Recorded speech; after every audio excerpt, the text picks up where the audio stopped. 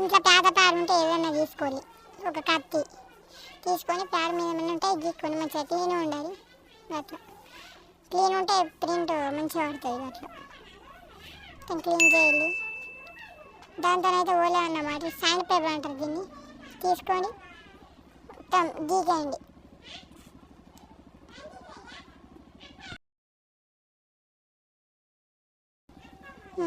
ఇలా నీట్గా గీక్కోండి మొత్తం. దాంతో ప్యాడ్ మీద ఉన్న లెటర్స్ అవి. గమ్ము డబ్బా అయితే దొరుకుతలేదు, మామ దగ్గర ఉంది, తీసుకొని నచ్చడం.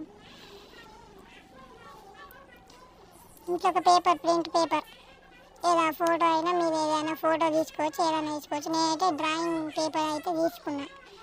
దాని అయితే కట్ చేయాలి కరెక్ట్ షేప్. ఆ బొమ్మ ఎంత ఉందో అంత సైజ్ కట్ చేసుకోవాలి. గమ్ అయితే పెట్టడం. ఫస్ట్ పేపర్కి పెట్టుకోండి. కొంచెం పేపర్కి పెట్టాక తర్వాత నీట్గా మొత్తం ప్యాడ్ అంతా ఇలా వీడియోలో చూపించినట్టు మొత్తం పెట్టుకోవాలి.